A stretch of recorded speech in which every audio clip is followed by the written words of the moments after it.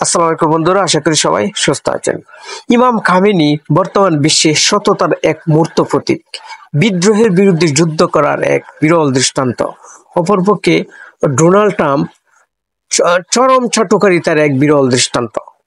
Iran এবং ইসরায়েলের যুদ্ধে আমেরিকা ইসরায়েলের সরাসরি পক্ষ নিয়ে ইরানের ফুর্দু, নাতাঞ্জ এবং ইস্পাহানে যে বাংকার বাস্টার বোমা মেরে তারা পারমাণবিক কার্যক্রম ঘুরিয়ে দিতে চেয়েছে, কিন্তু এই খেলায় খামেনি জিতেছে, ডোনাল্ড ট্রাম্প ঠিকই পরাজয় বরণ করেছে।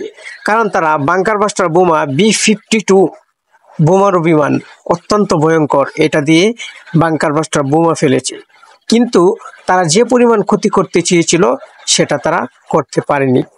90% অক্ষত রয়ে গেছে ইরানের পারমাণবিক কার্যক্রম, 10% ক্ষতিগ্রস্ত হয়েছে। তা মেরামত করতে বেশি দিন লাগবে না।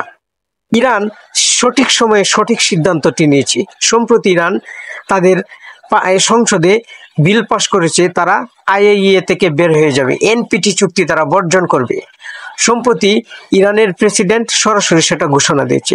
ইরান সঠিক সময়ে সঠিক সিদ্ধান্তটি নিয়েছে, কারণ তারা NPT-তে বহাল থাকলে, NPT-টা মূলত ইসরায়েলের মুসাদের একটি সংগঠন, তারা NPT-র মাধ্যমে রাফায়েল গ্রোসিকে দিয়ে তা ইরানের নজরদারি করাতো। রাফায়েল গ্রোসি সেই সংবাদগুলো ইসরায়েলকে পেশ করতো। রাফায়েল গ্রোসি মূলত IAEA-র নয়, মূলত মুসাদের এজেন্ট। ইরান কিন্তু সেই সঠিক সময়ে জিনিসটা বুঝতে পেরেছে, তাই তো তারা NPT থেকে বেরিয়ে যাওয়ার সঠিক সিদ্ধান্তটা নিয়েছে।